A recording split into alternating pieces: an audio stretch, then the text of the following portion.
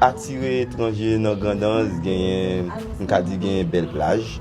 Oui, gagne Anse d'Azur en Grand'Anse, gagne les abricots dans Grand'Anse, côté où après qui tout vert, qui très vert, il y a un pile pied bois et gagne un pile et seau d'eau comme on est capable de visiter, gagne montagne pour nous monter et puis moun dans zone très accueillant.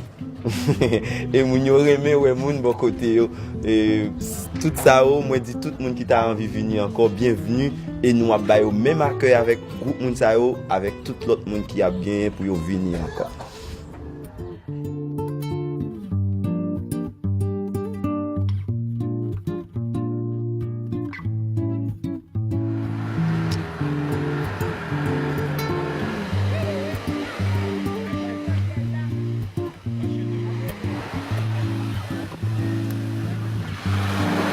Mais l'accueil était vraiment super, autant dans les familles qui nous ont accueillis pendant une semaine que sur les parcours. Dans tous les endroits où nous sommes passés, on a eu vraiment un très bon accueil et beaucoup de curiosité surtout.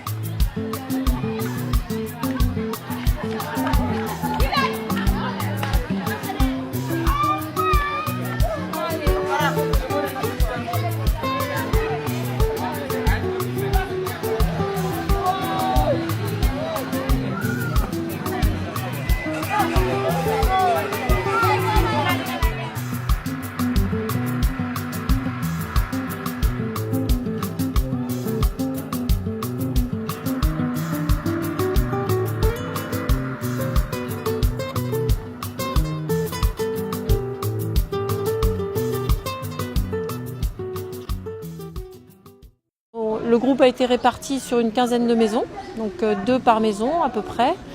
Et puis après ça s'est vraiment très bien passé. On sent qu'il y a des échanges très chaleureux, très riches avec les familles. Tout le monde a fait connaissance avec les parents, les grands-parents, les enfants, les petits-enfants, etc. Et ça se passe vraiment très bien. On a l'impression d'être accueillis dans une famille, c'était ce qu'on souhaitait. Donc là c'est vraiment une réussite.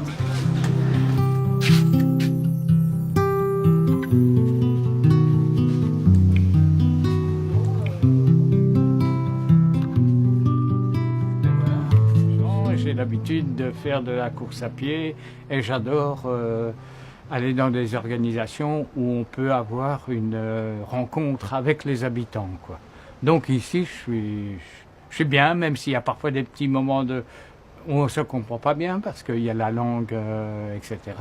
Mais sinon, moi j'adore être ici, quoi. Ouais. Et puis, il a fait une sorte de connaissance. Et puis, une fois qu'on connaît le monde, c'est la vie qui continue. C'est comme si on joigne un pile l'autre bagaille, on joigne un pile vie.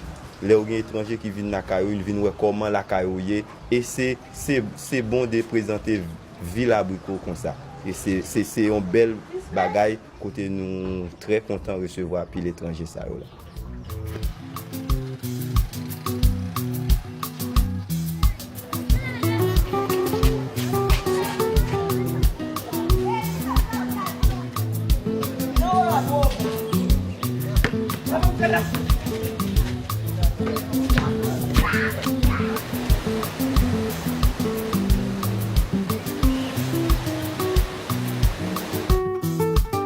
Il y avait 2 voiliers dans la baie qui étaient venus prendre des sacs de charbon.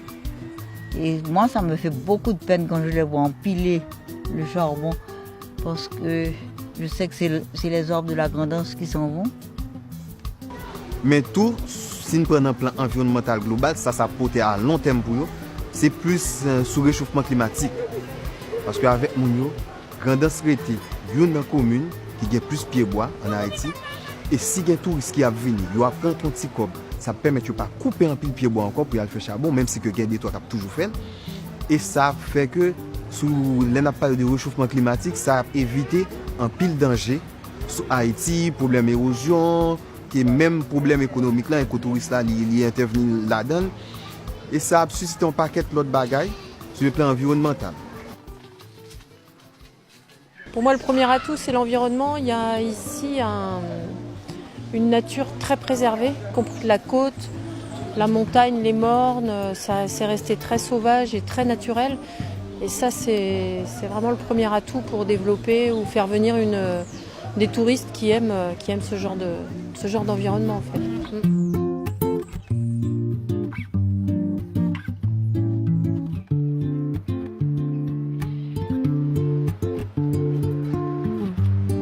Venez. En Haïti, la Grande-Anse est unique. La Grande-Anse, c'est peut-être ce qui reste des derniers vestiges. C'est peut-être le dernier vestige de ce qu'a été Haïti à l'époque des Indiens. Et on a fait un recensement en Haïti. Il y a un total d'à peu près 12 sites qui sont encore des sites vierges et qui ont des apparences de forêt vierge, c'est comme la jungle. Et sur ces 12 sites, 6 sont situés dans la Grande-Anse.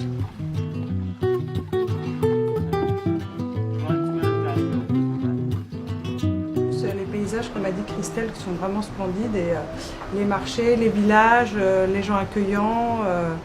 On partage beaucoup, on sent qu'ils ont envie de nous parler et donc on se promène dans la rue, ils nous abordent et ils nous posent des questions et ils sont très contents et ils veulent savoir ce qu'on fait là, pourquoi on est là et ils veulent qu'on amène aussi d'autres personnes, voilà, pour faire connaître leur région qui est splendide.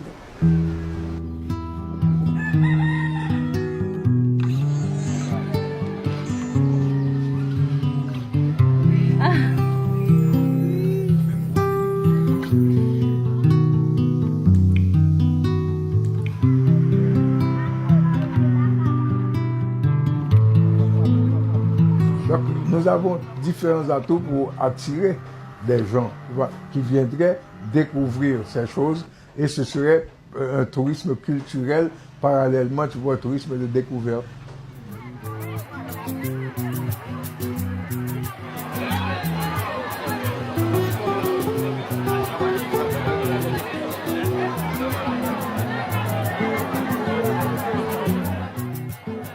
Oui, c'est une expérience qu'on compte bien pérenniser. On va l'élargir. Donc là, on a fait un petit peu un test sur le village des Abricots, mais on va l'élargir à la plupart des communes de la Grande-Anse. C'est-à-dire que dans chaque commune, on imagine avoir quelques maisons d'accueil. On les aidera donc à avoir un confort suffisant. Et puis après, on va répertorier ces maisons qui auront la capacité d'accueillir des touristes de passage, ce qui permettra de visiter la Grande-Anse. Et donc avoir, à partir de chaque commune, une offre touristique en fonction de l'environnement, soit des petites balades, soit des visites de lieux historiques, soit la mer, soit des balades en bateau. Enfin bon, il y a des tas de choses à faire ici pour ceux qui aiment la nature et cette forme de tourisme. Donc on doit répertorier tout ça.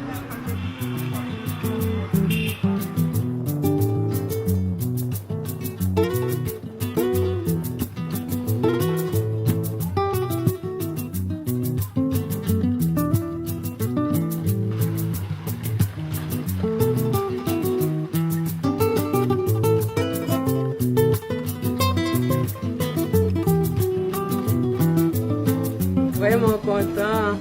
Et je ne vais pas espérer ça. C'est que je dois jeune tout amis venir dans le pays, venir visiter, venir voir moi tout. Et ça sont belles bagailles. Ah mais dernier mot m'a dit, je suis content, je suis bien content. Et je me remis de temps en temps pour venir toujours visiter toujours. Ça fait un plaisir. Parce qu'elle nous a vraiment très bien accueillis, on était ravis, on se sentait intégrés dans la famille. Le projet fait touristes, spécialement écotouristes venir dans Grande-Anse. C'est un plus bel projet parce que c'est un projet qui est durable, c'est un projet à long terme que les gens même ont bénéficié en pile bagaille qui c'est sous le plan économique, sous le plan culturel, sous le plan social et sous le plan environnemental.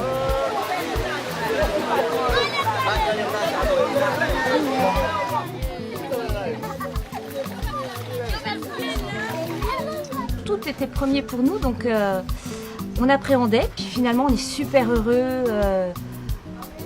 de cette expérience. C'est une expérience humaine, enrichissante et voilà, plein de bonheur. Plein de bonheur.